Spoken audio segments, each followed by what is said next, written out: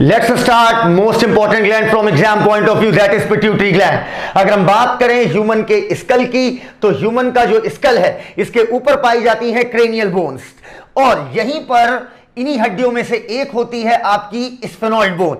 ये जो sphenoid bone है ये आपको लेफ्ट साइड से भी दिखती है और ये स्फेनॉइड बोन आपको राइट साइड से भी दिखती है, और ऐसा लगता है कि ये दो हड्डियां हैं, लेकिन स्फेनॉइड बोन ये एक ही हड्डी है। गौर से देखिए, अंदर से पिंक कलर की गई हुई है, ये एक ही हड्डी है जो इधर से लेकर उधर तक होती है। अब अगर हम स्फेनॉइड बोन की बात करें और इसे फील करना चाहे तो स्फेनॉइड बोन हटा दीजिए, हाइड कर दीजिए, तो आपको इधर से लेकर उधर तक आपको एक छेद दिखाई दे रहा होगा। इसका मतलब ये हड्डी इधर से लेकर उधर तक गई हुई है। यहां पर स्फेनॉइड बोन दोबारा आई, हटाया, इधर से लेकर उधर तक एक छेद दिखाई दे रहा है। क्लियर? अब अगर हम स्फेनॉइड बोन को डिटेल व्यू इसका हम अगर देखें तो डिटेल व्यू में हमें साफ साफ दिखता है कि स्फेनॉइड बोन में एक डिप्रेशन पाया जाता है, और ये डिप्रेशन है आपका सेला टर्सिका, और इसी डिप्रेशन में आपकी पी के साइज की, लगभग पी के साइज की, मतलब मटर के दाने के बराबर, यहीं पर पाई जाती है आपकी pituitary gland. So now it is far better कि हम एनसीईआरटी के उस पेज को देखें, आप इस चार्ट को देखिए, और नीचे से आप डाउनलोड कर सकते हो या वीडियो पॉज करके आप इस चार्ट को बना लो, बेहद इंपॉर्टेंट चार्ट है। अगर हम बात करें पिट्यूटरी ग्लैंड की, जो कि बोनी कैविटी, जिसे हम सेला टर्सिका बोलते हैं, वो बोनी कैविटी सेला टर्सिका कहां पाई जाती है? स्फेनॉइड बोन में, वहां पर मौजूद होती है आपकी पिट्यूटरी ग्लैंड। यहां तक ना पिट्यूटरी ग्लैंड का दूसरा नाम है हाइपोफिसिस। तो पिट्यूटरी ग्लैंड को हमने दो पार्ट में डिवाइड किया, एक कहलाती है एडिनो हाइपोफिसिस और एक कहलाती है न्यूरो हाइपोफिसिस। एडिनो हाइपोफिसिस और न्यूरो हाइपोफिसिस, नाम तो पकड़ना बेटा, हाइपोफिसिस मतलब पिट्यूटरी ग्लैंड, हाइपोफिसिस मतलब पिट्यूटरी ग्लैंड। एडिनो का मतलब होता है ग्लैंड, एडिनो टर्म एडिनो का मतलब होता है ग्लैंड। अर्थात अगर आपकी मैं एडिनो हाइपोफिसिस की बात करूं तो मैंने आपको पहले बताया था ये आपकी हार्मोन्स के द्वारा कंट्रोल होती है। कहने का मतलब क्या हुआ कि आपका जो हाइपोथैलेमिक न्यूरॉन है वो पोर्टल सिस्टम के थ्रू हार्मोन भेजता है और एडिनो हाइपोफिसिस को कंट्रोल करता है, लेकिन neuro hypophysis direct neural control में होती है, अर्थात न्यूरॉन इसे डायरेक्ट कंट्रोल करता है न्यूरो हाइपोफिसिस को। दैट्स व्हाई नाम पड़ा है एडिनो हाइपोफिसिस। पिट्यूटरी ग्लैंड का वो रीजन जो कि ग्लैंड कंट्रोल कर रही है, न्यूरो हाइपोफिसिस पिट्यूटरी ग्लैंड का वो रीजन जिसे न्यूरल सिस्टम डायरेक्ट कंट्रोल कर रहा है। आइए अब अगर हम बातें करें एडिनो हाइपोफिसिस की पहले, तो एडिनो हाइपोफिसिस को हमने दो पार्ट में डिवाइड किया, एक कहलाता है पार्स डिस्टैलिस और दूसरा कहलाता है पार्स इंटरमीडिया। इसे हम एक डायग्राम के थ्रू समझते हैं। इधर देखना बेटा, यहां पर मैंने बना दिया हाइपोथैलेमस, ठीक है, और ये मैंने हाइपोथैलेमस रंग दिया, ठीक है। अब लेकिन इसे हम काम करते हैं लाइट कलर से बनाते हैं ताकि क्लैरिटी ज्यादा है। ये मैंने बनाया हाइपोथैलेमस, चलिए देखिएगा, ये मैंने बनाया हाइपोथैलेमस और इसी में पाए जाते हैं nuclei, that is group of neurosecretory cell, और ये हो गया आपका एक हाइपोथैलेमिक न्यूरॉन, और यहां पर मैंने एक और शो कर दी। कायदे से देखिएगा, ये बातें मैं अभी अभी कर चुका हूं इसलिए थोड़ा जल्दी से कर रहा हूं। और अब ये मैंने बना दिया पिट्यूटरी ग्लैंड जो कि एक स्टॉक दैट इज डंठल से जुड़ी हुई है, इस डंठल का नाम होता है इनफंडिबुलम। तो बेटा एडिनो हाइपोफिसिस न्यूरो हाइपोफिसिस, जो ग्लैंड के कंट्रोल में एडिनो हाइपोफिसिस, ग्लैंड कहने का मतलब हार्मोन्स के कंट्रोल में, क्योंकि ग्लैंड ही निकालेगी तो वो एडिनो हाइपोफिसिस, जो डायरेक्ट न्यूरल कंट्रोल में वो आपकी न्यूरो हाइपोफिसिस। अब अगर हम बात करें एडिनो हाइपोफिसिस की, तो एडिनो हाइपोफिसिस आपका दो रीजन में बटा होता है, आगे की तरफ पार्स डिस्टैलिस और बिल्कुल बीचों बीच पाया जाता है आपका पार्स इंटरमीडिया। लेकिन हम लोग ह्यूमन में पार्स डिस्टैलिस और पार्स इंटरमीडिया बीचों बीच मैंने रेड कलर से दिखाया है, ये लगभग सबमर्ज्ड होता है, ऑलमोस्ट सबमर्ज्ड होता है, आपस में मिला हुआ होता है, मतलब कोई क्लियर कट बाउंड्री नहीं गई होती है। अब होता क्या है बेटा, एडिनो हाइपोफिसिस में ये पार्स डिस्टैलिस पार्स इंटरमीडिया में, इस पार्स का मतलब क्या होता है बेटा? पार्स वर्ड का मतलब होता है पार्ट, मतलब किसी चीज का भाग, अर्थात एडिनो हाइपोफिसिस के दो भाग। पार्स वर्ड का मतलब होता है पार्ट, तो दो भाग बेटा, एक कहलाएगा पार्स डिस्टैलिस, एक कहलाएगा पार्स इंटरमीडिया। पार्स का मतलब ही होता है पार्ट। पार्स डिस्टैलिस को हम लोग बोलते हैं आपका एंटीरियर पिट्यूटरी। क्या बोला? पार्स डिस्टैलिस को एंटीरियर पिट्यूटरी। तो पिट्यूटरी ग्लैंड एनाटॉमिकली दो भागों में बांटी गई, adeno hypophysis, neuro hypophysis. Adeno hypophysis के दो parts, pars distalis, pars intermedia. Human में पार्स इंटरमीडिया और पार्स डिस्टैलिस आपस में क्या होती हैं? सबमर्ज्ड होती हैं, अर्थात आपस में डूबी होती हैं, मर्ज्ड होती हैं। पार्स डिस्टैलिस को ही हम एंटीरियर पिट्यूटरी कहते हैं। पार्स डिस्टैलिस की बात करें बेटा अगर, तो पार्स डिस्टैलिस आपका 6 हार्मोन निकालती है, वहीं पर पार्स इंटरमीडिया सिर्फ सिंगल 1 हार्मोन निकालती है। पार्स डिस्टालिस 6 हार्मोन, पार्स इंटरमीडिया सिर्फ सिंगल 1 हार्मोन निकालेगी। अब आइए अगर हम बात करें पिट्यूटरी ग्लैंड की, तो मैंने आपको बताया था कि पिट्यूटरी ग्लैंड में आपका पिट्यूटरी ग्लैंड जो है ये आपकी हाइपोथैलेमस द्वारा कंट्रोल होती है। अब देखना कैसे कंट्रोल होती है, एक बार जल्दी से देखते हैं। मान लीजिए ये एक ब्लड का पाइप आ रहा है, ये कैपिलरी, ये कैपिलरी, कैपिलरी से शुरू, कैपिलरी पे खत्म, पोर्टल सिस्टम। ये क्या करेगा, हार्मोन कैपिलरी में डालेगा, और आपका हाइपोथैलेमस जैसे ही कैपिलरी में हार्मोन डालेगा, ब्लड से होता वो यहां आएगा, और कैपिलरी से यहां हार्मोन मिल जाएंगे किसे, आपकी पिट्यूटरी ग्लैंड को। एंटीरियर या पोस्टीरियर, एंटीरियर, वहीं पर पोस्टीरियर वाली डायरेक्ट न्यूरल कंट्रोल में होती है। अब याद रखना बेटा कि ये जो आपका पोस्टीरियर पिट्यूटरी को रेगुलेट कर रही है न्यूरॉन, इसका जो लास्ट वाला एंड होता है वो थोड़ा बल्ग्ड होता है। बल्ग्ड मतलब फूला हुआ, और ये बल्ग्ड एंड कहलाता है हैरिंग बॉडी। क्या कहलाता है, herring body, HERRING, herring body. Clear. चलिए, हैरिंग बॉडी किधर होगी बेटा, पोस्टीरियर पिट्यूटरी या एंटीरियर पिट्यूटरी? पोस्टीरियर पिट्यूटरी किसमें होती है, हाइपोथैलेमिक न्यूरॉन जो पोस्टीरियर पिट्यूटरी तक जाता है वो उसके टर्मिनल एंड बल्ग हो जाता है, उसी को बोलते हैं हम हैरिंग बॉडी। अब बात करते हैं पार्स डिस्टालिस के 6 हार्मोन्स की और उनके फंक्शंस की। पार्स डिस्टालिस दूसरा नाम एंटीरियर पिट्यूटरी, उसके 6 हार्मोन में पहला हार्मोन है ग्रोथ हार्मोन। ग्रोथ हार्मोन की बात करें तो उसका नाम पकड़ लो बेटा, ये ग्रोथ कराता होगा। मतलब अब कॉमन सेंस लगाओ, सेल डिवीजन कराने में कौन मदद करेगा, ग्रोथ हार्मोन। मसल के डेवलपमेंट में, कार्टिलेज के डेवलपमेंट में कौन मदद करेगा, ग्रोथ हार्मोन। हाइट बढ़ाने के लिए कौन रिस्पॉन्सिबल है, ग्रोथ हार्मोन। माइटोसिस कौन कराएगा, ग्रोथ हार्मोन। तो इसके फंक्शन इसके नाम से ही पता चलना है, जो भी ग्रोथ कराएगा that is growth hormone. Bone की लंबाई बढ़ानी है तो कौन कराएगा, ग्रोथ हार्मोन। तो रटना नहीं, सोचना है। अब अगर मैंने कहा है कि बॉडी में कोई भी चीज ना जरूरत से ज्यादा होनी चाहिए ना जरूरत से कम, अगर ग्रोथ हार्मोन ज्यादा हो जाएगा तो सीधी बात है एक्सेसिव ग्रोथ होगी, और इतनी ज्यादा ग्रोथ होगी कि जाइजेंटिज्म हो सकता है या एक्रोमेगैली हो सकता है। अक्सर आप जाइजेंटिज्म और एक्रोमेगैली को एक चीज मानते हो जो कि गलत है। जाइजेंटिज्म जो है ये बच्चों में होती है, और एक्रोमेगैली यूजुअली मिडिल एज में होती है, 20 से 40 साल की उम्र में। ठीक है, अब समझना ग्रोथ हार्मोन क्या है, इसमें एबनॉर्मल ग्रोथ होगी लीडिंग टू जाइजेंटिज्म, आदमी बिल्कुल बड़ा भयावह दिखेगा। और वहीं पर अगर ग्रोथ हार्मोन कम हो गया, अगर ग्रोथ हार्मोन कम है तो बॉडी की ग्रोथ कम होगी, और अल्टीमेटली वो बंदा बौना रह जाएगा।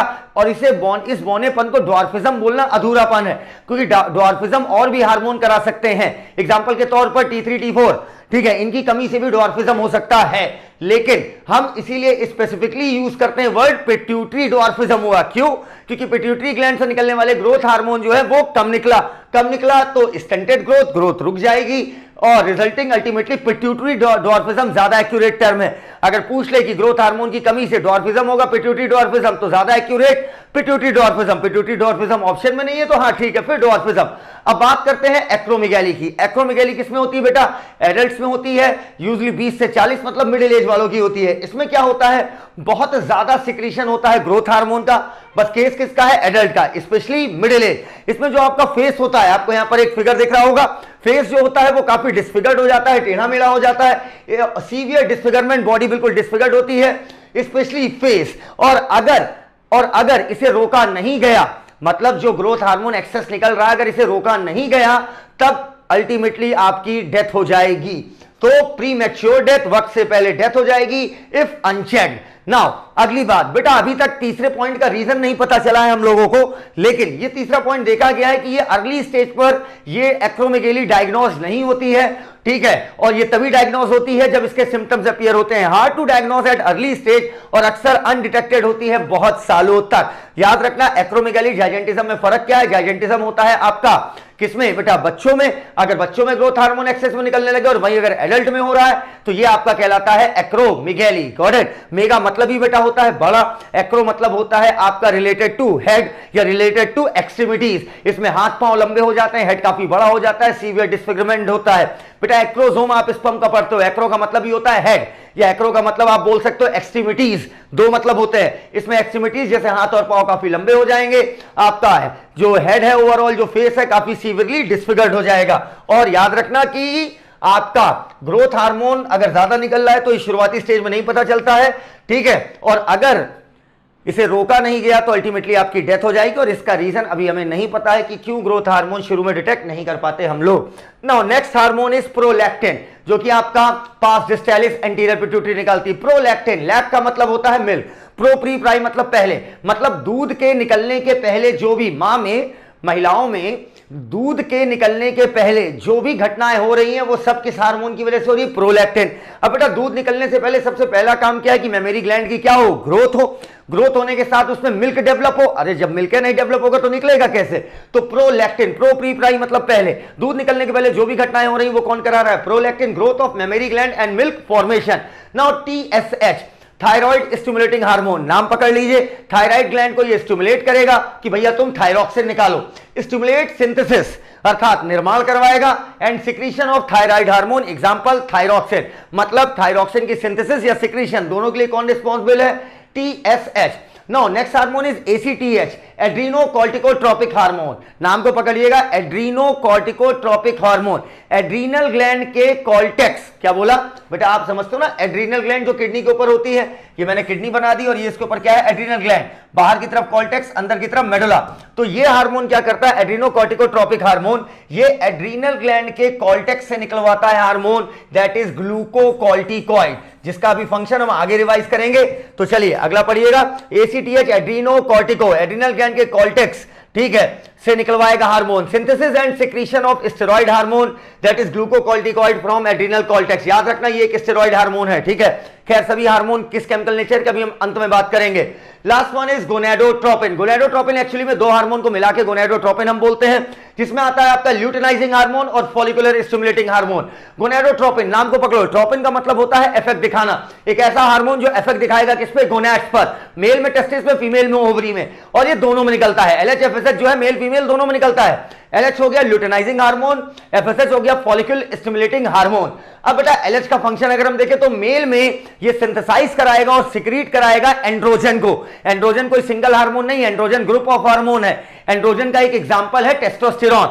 तो मेल में ल्यूटिनाइजिंग हार्मोन क्या कराएगा? सिंथेसिस, निर्माण कराएगा और सिक्रीट भी कराएगा बॉडी में, सिक्रीशन ऑफ एंड्रोजन। और बेटा एंड्रोजन कौन बनाती है? आपकी Leydig cell of testis. Got it? Now next है फीमेल में काम क्या होगा? बेटा नाम पकड़ो, ल्यूटिनाइजिंग हार्मोन, कॉर्पस ल्यूटियम बनाने वाला hormone. Luteinising corpus luteum. Corpus luteum कब बनेगी? जब ओव्यूलेशन होगा, मतलब LH ओव्यूलेशन के लिए क्या होगा? रिस्पॉन्सिबल होगा। अगर आपने 12th NCERT पढ़ी होगी अच्छे तो 12th NCERT unit first chapter number 3, वहां पर आप ह्यूमन रिप्रोडक्शन में पढ़ते हो मेंस्ट्रुअल साइकिल। वहां पर आप देखते हो कि LH सर्ग आता है 14वें दिन, जिसकी वजह से ओव्यूलेशन होता है, अर्थात LH की मात्रा एकाएक बहुत तेजी से राइज कर जाती है और ओव्यूलेशन होगा, और ओव्यूलेशन होगा तभी निर्माण हो सकता है आपका कॉर्पस ल्यूटियम का। तो उसके बाद ये मेंटेन भी कराएगा कॉर्पस ल्यूटियम, नाम पकड़ सकते हैं हम luteinizing hormone. Now next gonadotropin is follicular stimulating hormone. Male में क्या करेगा? एंड्रोजन के साथ मिलकर, क्या बोला? एंड्रोजन के साथ मिलकर ये स्पर्मेटोजेनेसिस कराएगा, स्पर्म का निर्माण कराएगा। और वहीं पर FSH फॉलिकुलर स्टिमुलेटिंग हार्मोन, नाम को पढ़ो, फॉलिकल को स्टिमुलेट कराने वाला, ये फीमेल में क्या कराएगा?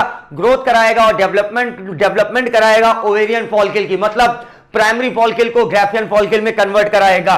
चलो अब बेटा अगर हम व्हाइट बोर्ड पर अपने चले तो आप ऐसे समझ लो, ठीक है। इधर देखना बेटा अच्छे से, मैं क्या कह रहा हूं। अगर मैं बात करूं ल्यूटिनाइजिंग हार्मोन की, ल्यूटिनाइजिंग हार्मोन का फीमेल में अगर मैं काम देखूं, ठीक है, सिर्फ फीमेल देख रहा हूं, ठीक है। फीमेल में इसके दो फंक्शन है, वहां पर क्या कर रहे थे? LH लिखकर मेल फीमेल लिख दे रहे थे, FSH लिख के मेल फीमेल। अब मैं एक साथ दिखा रहा हूं। फीमेल में बेटा ल्यूटिनाइजिंग हार्मोन, नाम को पकड़ना, फीमेल में जो आपका, ठीक है, व्हाइट बोर्ड पे चलते हैं, इसे कट होगा, व्हाइट बोर्ड पे चलते हैं, इसे कट होगा। अब बेटा अगर मैं बात करूं LH और FSH, इनका फीमेल में क्या काम क्या हुआ?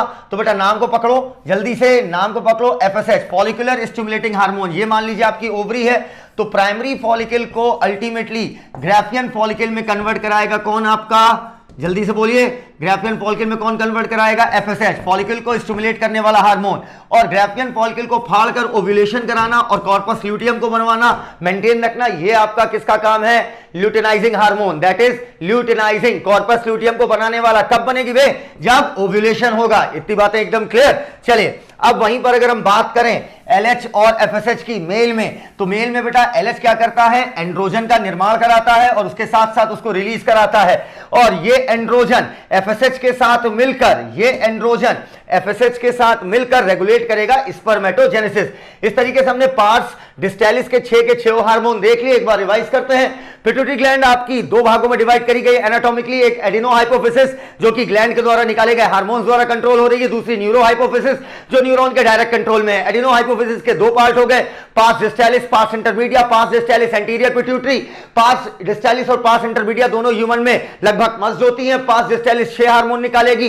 सबसे पहला ग्रोथ हार्मोन जो कि आपकी बॉडी में ग्रोथ कराएगा, बोन का डेवलपमेंट कराना, कार्टिलेज का डेवलपमेंट कराना, मसल का डेवलपमेंट कराना, ये सारा काम है पार्स डिस्टेलिस। मतलब पार्स डिस्टेलिस के ग्रोथ हार्मोन का बेटा कॉमन सेंस लगाओ, जो भी ग्रोथ कराने वाला हार्मोन है वही है क्या तुम्हारा ग्रोथ हार्मोन। बॉडी में ग्रोथ हुई, ग्रोथ हार्मोन की वजह से कोई भी चीज ना जरूरत से ज्यादा होनी चाहिए ना जरूरत से कम। ग्रोथ हार्मोन ज्यादा निकला, बच्चे में निकला जायंटिज्म, बड़े में निकला मतलब 20 से 40 साल की एज में अगर निकल रहा है तो यही कहलाती है आपकी एक्रोमेगाली। लेकिन अगर कम निकला अगर आपका ग्रोथ हार्मोन तो यह कहलाएगा पिट्यूटरी ड्वार्फिज्म। अच्छा, इसके बाद एक्रोमेगाली स्पेशल केस मैंने आपको अलग से दिखाया। अगर आपकी बात करें एक्रोमेगाली की तो इसमें आपका सीवियर डिसफिगरमेंट होगा, स्पेशली फेस का, बॉडी में आपके हाथ पांव काफी लंबे हो जाएंगे, यूजुअली अनडिटेक्टेड होती है शुरुआती स्टेज में, तब तक नहीं दिखती जब तक इसके सिम्टम्स नहीं दिखने लगते हैं। उसके साथ साथ अगर इसको पिट्यूटरी ग्लैंड से निकलने वाले एक्सेसिव ग्रोथ हार्मोन को रोका नहीं गया तो बंदे की डेथ हो जाएगी। नेक्स्ट इज प्रोलैक्टिन, लैक का मतलब दूध, प्रोप्रीप्राई का मतलब पहले, दूध निकलने के पहले की घटना है, मतलब ग्रोथ ऑफ मेमोरी ग्लैंड और डेवलपमेंट ऑफ मिल्क या आप बोल सकते हो सिंथेसिस ऑफ मिल्क फॉर्मेशन कराएगा। प्रोलैक्टिन निकलवाएगा कौन? ऑक्सीटोसिन। अभी आगे बात करेंगे। टीएसएच थायराइड स्टिमुलेटिंग हार्मोन, ये थायराइड स्टिमुलेटिंग हार्मोन क्या करता है? ये थायराइड ग्लैंड को मैसेज देगा कि तुम्हें सिंथेसाइज कराना है और तुम्हें सिक्रीट कराना है thyroid hormone, that is thyroxine. Adrenocorticotropic hormone adrenal gland के कॉर्टेक्स से कहेगा भैया तुम ग्लूकोकॉर्टिकॉइड निकालो। ग्लूकोकॉर्टिकॉइड एक स्टेरॉइड हार्मोन है। नेक्स्ट गोनेडोट्रोपिन, जिसमें दो हार्मोन आ गए, एलएच और एफएसएच, दोनों गोनेड्स पे इफेक्ट दिखा रहे हैं, दैट इज टेस्टिस और ओवरी। एलएच जो है वो आपका मेल में क्या करा रहा है? सिंथेसिस करा रहा है, सिक्रीशन करा रहा है। एंड्रोजन का एग्जांपल हो गया एक टेस्टोस्टेरोन, एंड्रोजन एक बड़ा ग्रुप है, टेस्टोस्टेरोन इसका एग्जांपल है। वहीं पर एलएच जो है फीमेल में ओवुलेशन को इंड्यूस कराएगा ताकि कॉर्पस ल्यूटेम बन जाए और वो उसको मेंटेन रखेगा। FSH follicular stimulating hormone male में क्या करेगा? एफएसएच के साथ मेल में ये एफएसएच जो है एंड्रोजन के साथ मिलकर स्पर्मेटोजेनेसिस को रेगुलेट करेगा। वहीं पर फीमेल में ये ग्रोथ कराएगा, डेवलपमेंट कराएगा, प्राइमरी फॉलिकल को ग्राफियन में कन्वर्ट करेगा। Now let's move on to the pars intermedia. Pars intermedia सिर्फ एक ही हार्मोन निकालती है, that is MSH, melanocyte stimulating hormone. Melanocyte stimulating hormone, इसी का दूसरा नाम है इंटरमिडिन। क्या बोला? इंटरमिडिन बेटा इसी का दूसरा नाम है मेलानोसाइट स्टिमुलेटिंग हार्मोन का। इसके नाम को पकड़ो बेटा, इसका मतलब मेलानोसाइट स्टिमुलेटिंग हार्मोन किस सेल को स्टिमुलेट कर रहा होगा? मेलानोसाइट को, मेलानिन बनाने वाली सेल। साइट का मतलब सेल, मेलानिन एक पिगमेंट।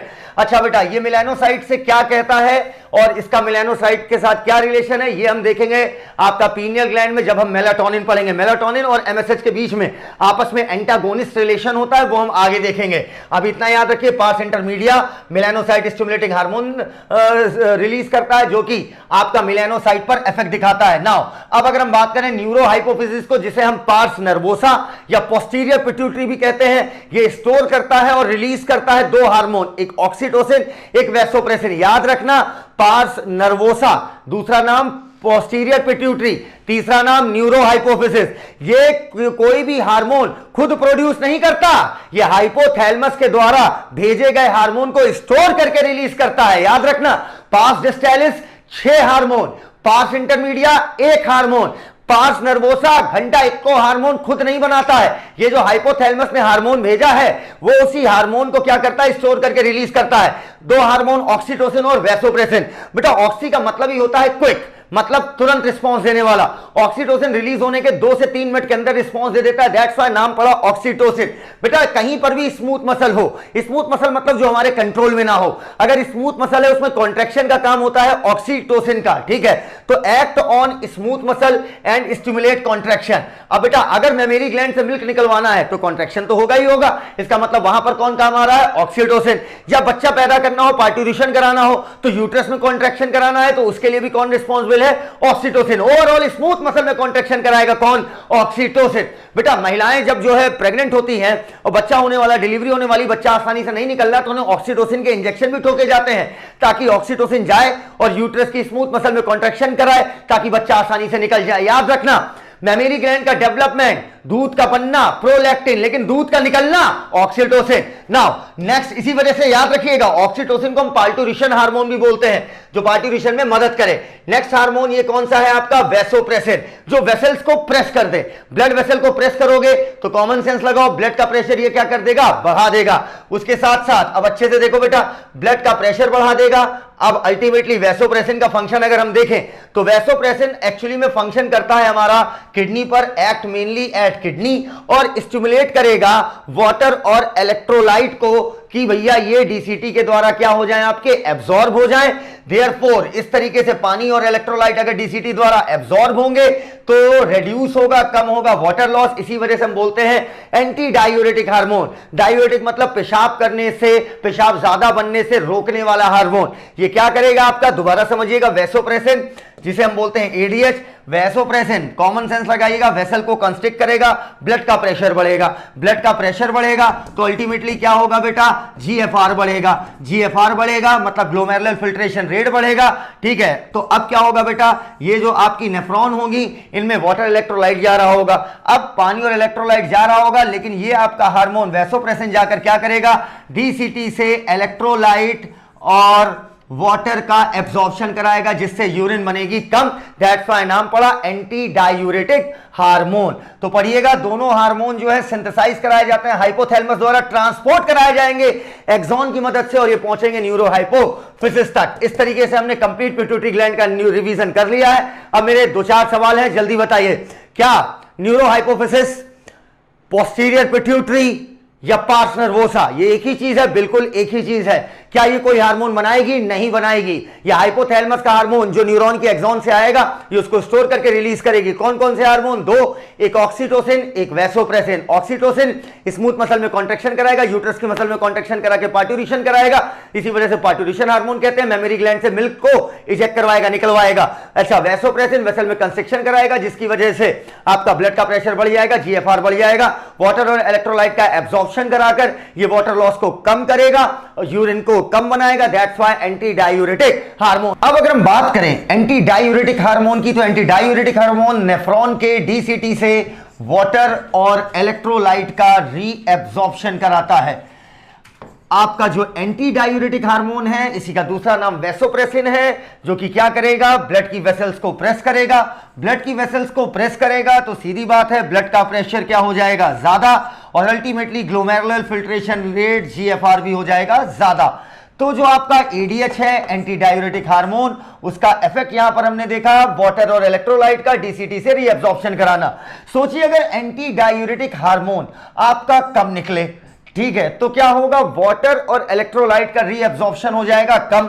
अब अगर पानी का रीएब्जॉर्प्शन हो जाएगा कम तो वाटर यूरिन में निकलेगा ज्यादा। कॉमन सेंस है, अगर वाटर रीएब्जॉर्ब कम हो रहा है इसका मतलब यूरिन में, यूरिन कैसी होगी आपकी, वाटरी, यूरिन में वाटर का अमाउंट हो जाएगा ज्यादा, और यूरिन में वाटर का अमाउंट ज्यादा हो जाएगा तो कॉमन सेंस है कि बॉडी से पानी ज्यादा निकलेगा, आप दिन भर पेशाब करते रहेंगे, इस वजह से आपकी बॉडी होने लगेगी डिहाइड्रेट और आप प्यासा फील करेंगे। मतलब दिन भर का यही काम, पानी पियो और सुसु करो। Got it? अब मेरी बात को अच्छे से समझना, मैं फिर इसे समझा रहा हूं। एडीएच कम हुआ, वाटर और इलेक्ट्रोलाइट का रीएब्जॉर्प्शन कम, यूरिन में पानी की मात्रा ज्यादा, तो यूरिन होगी डाइल्यूटेड। हम कह सकते हैं यूरिन डाइल्यूटेड होगी, मतलब यूरिन में पानी ज्यादा, मतलब यूरिन टेस्टलेस।